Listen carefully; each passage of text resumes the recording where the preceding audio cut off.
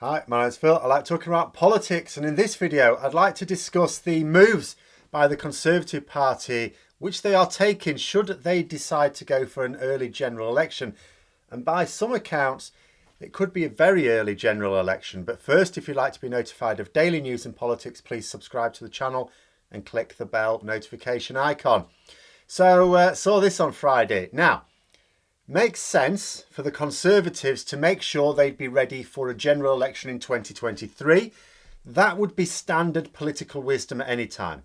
All governments aim to go to the polls after 4 years rather than the absolute deadline of 5, because then it gives you more flexibility.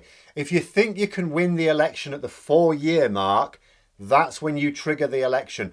Otherwise, you risk something happening in the 5th year when you have no power to delay the election further. Case in point, both Tony Blair and Margaret Thatcher both sort of went to the polls after 4 years. The Conservatives in 1992 sort of delayed. They had their next one in 1997, so that was a 5-year gap, but that's because they were onto a loser. So they didn't have a general election in 1996. They weren't likely to win it, so they went for the 5th one there. Case in point of where this political wisdom has not been followed was in the late 70s when Labour were urged to go for an earlier general election, didn't, and then the old winter of discontent, and when they had to have the general election, went very badly, allowed in Margaret Thatcher. So if it's not looking good in that 4th year, you put it off for the 5th. So you give yourself 2 bites of the cherry effectively.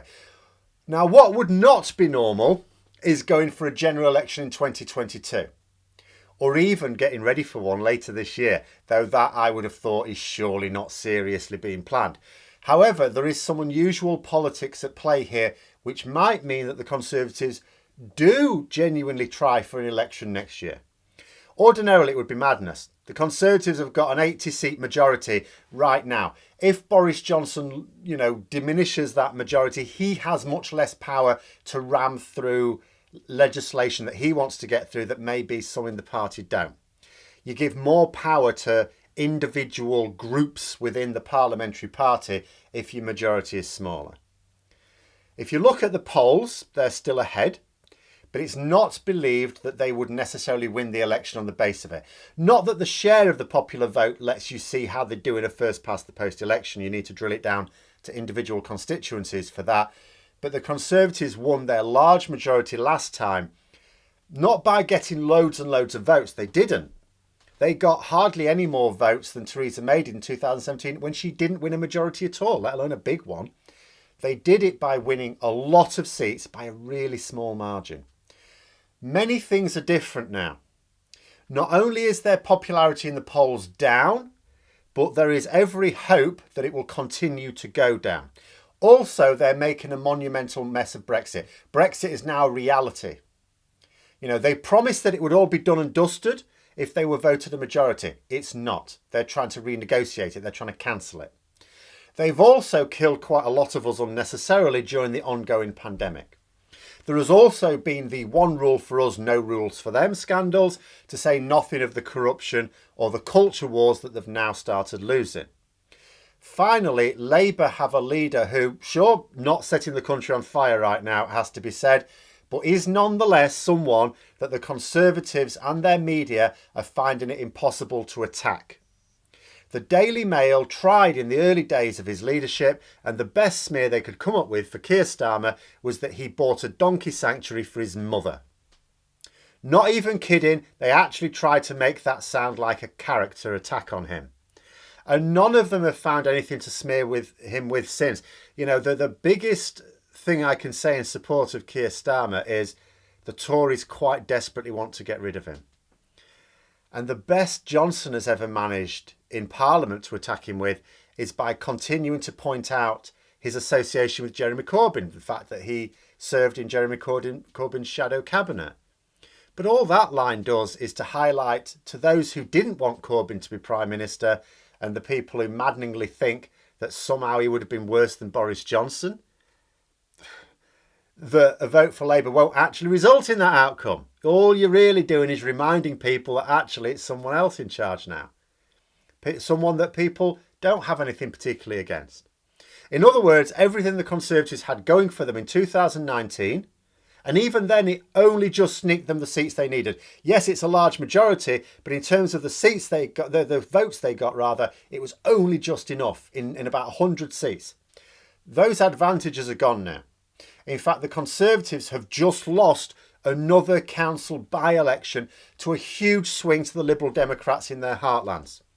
Recent by-elections have been a tale of the Conservatives losing support in their so-called blue wall. It was all very well for the Tories when Boris Johnson was winning traditional Labour seats in the north of England when it wasn't costing them their own in the south. Oh, this is marvellous. This is just a straight up win. But now it is costing them. They're in a bit of a mess. Ordinarily, it would be madness to even think about a general election before 2023. However, there's also this to consider, and it has never applied to any previous government, at least in my experience. Boris Johnson and his Conservatives have enacted a policy in the form of Brexit that they know to be deeply damaging to the national interest. They lied about what it would mean, and they knew that they will never be able to deliver on their lies. If there is a genuine fear at Conservative Party HQ that the lies will be exposed more and more over the coming months, over the coming years, then the political calculation becomes a bit different. Ordinarily, you trigger an early general election about a year early because you're confident you will win and you worry that you might lose if you delay, if something happens. In this case, it could be that they trigger a general election not because they're confident that they will win, but that they think they're more likely to win now than if they delay. If they think they're going to lose support all the way up to when they have to trigger that general election. Bear in mind that the Conservatives no longer need their massive majority. They can actually afford to lose a load of seats as long as they still get a majority. They've ripped us out of the EU. That's done now. The rest of their legislative agenda is largely in the interests of all Conservative MPs. So Johnson could actually manage with a much reduced majority in Parliament, as long as he has one.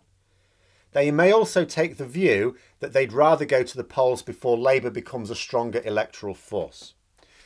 Labour may well start showing signs of promise this year. If so, the task becomes tougher for the Conservatives with each passing year.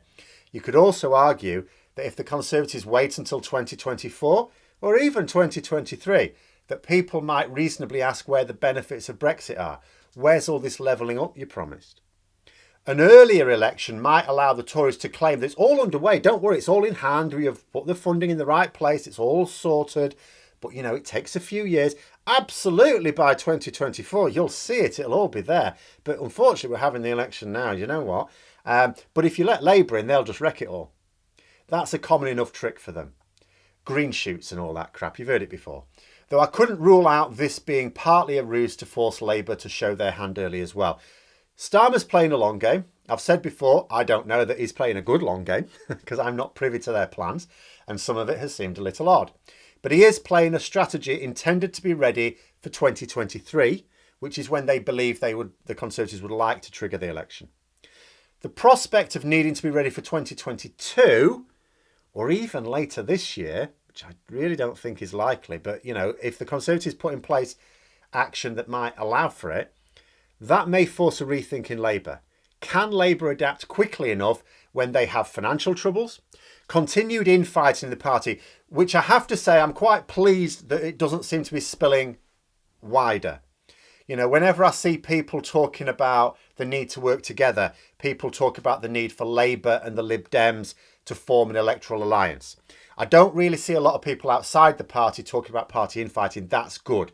It might mean that actually a lot of the public are not even privy to it. That's excellent.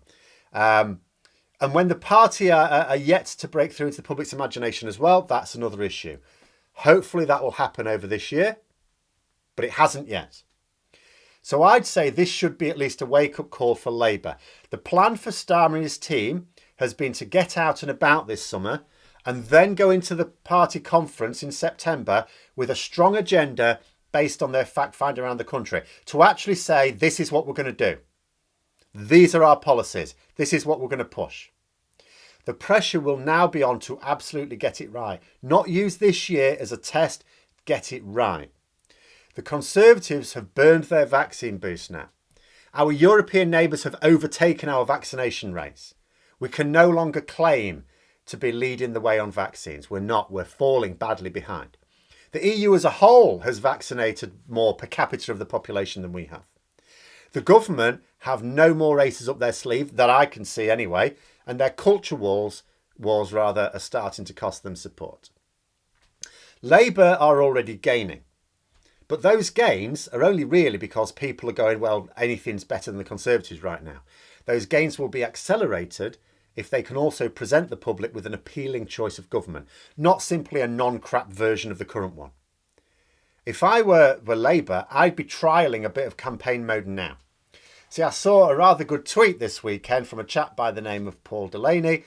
He said, Boris Johnson said we just have to live with it. Here's a list of things he also wants people to live with. 160,000 deaths, Brexit disaster, rising unemployment, increasing homelessness, mounting poverty, while Tories continue to feed at the COVID trough. I wouldn't mind seeing Labour stick that word for word on a leaflet. Nothing else. No, none of these leaflets, wall of text, just that. Stick it on a leaflet, mail it out to every household in marginal constituencies. Maybe they could get Mr. Delaney to write a few more for them, because that's what we want. Nice, simple, relatable messages to trigger a reaction from the public. Test something out this summer. Because do you know what? I wouldn't mind seeing the Conservatives trapped between the devil and the deep blue sea here. If they're really talking about an election next year, it is because they think their handiwork is going to become more and more unpopular and unelectable in 2023. They think that too much damage will have been done by them for even 2023, to say nothing of 2024. Otherwise, they wouldn't even be thinking about it. So they go for an early general election because they think they can still win, albeit with a much reduced majority. Now imagine their strategists if they also think to themselves, but we probably can't win it now. They look at it thinking, right, we're behind, we cannot win a general election. What can we do to get ourselves back in the race for next year? Oh, nothing, because everything we've already done is a domino effect that we can't now stop. You know, that they're behind in the polls, no way back. They're not behind in the polls yet, hopefully in a few months. I wouldn't mind seeing them implode at the prospect of being in a losing position and seeing no way back before 2024. Realising that they're behind, but skating uphill. We might as well have a bit of fun from Johnson's circus of murder clowns after all. Finally, might be worth considering a rerun of 2017. So, in terms of outcomes, you know, Labour plus the Liberal Democrats and all the rest of it could well get a majority, form a coalition or a Labour minority government propped up by others. You know, if Labour present a real alternative to the Conservatives' Brexit, even if it's just reversing the trade barriers for now and can firm up their offer of electoral reform, the Conservatives could still end up with more seats than anyone else, but if it's short of an absolute majority, doesn't mean they'll get to govern. Because what then? In 2017, that was the scenario, but they were propped up with votes from the DUP. But how would they fare in a general election now? Because their Brexit is falling apart quicker than the Conservatives. Even getting back to the parliamentary arithmetic of that parliament would prevent the Conservatives governing, because it already did towards the end. But the real prize on offer would be to displace the Tories from government altogether. Not realistic to expect a majority Labour government, but a Labour government with support from other opposition parties on matters of mutual interest. That would be a huge win. And what would their matters of mutual interest be? Consider this: proportional representation, enhanced devolution, actually letting the police and National Crime Agency investigate serious crimes. Maybe we get a few people behind Brexit to face the weight of the law. What was it Priti Patel said? She wants criminals to feel terror. Yeah, wouldn't mind seeing that myself. But to get there, opposition parties will need to view this as a wake-up call to action, maybe more quickly than they would have felt needed otherwise. Maybe they think we're not aiming to peak in 2023, we're aiming to get ahead this year and this time keep our foot on the throats of the Conservatives. Progressive Alliance, clear messaging on the damage being caused now and the alternatives on offer. But those are my thoughts. Let me know yours in the comments below. Hope you found the video interesting. If you did, don't forget to click the like button. And if you'd like to support the channel further, please also click the Patreon link for details. And until next time, I'll see you later.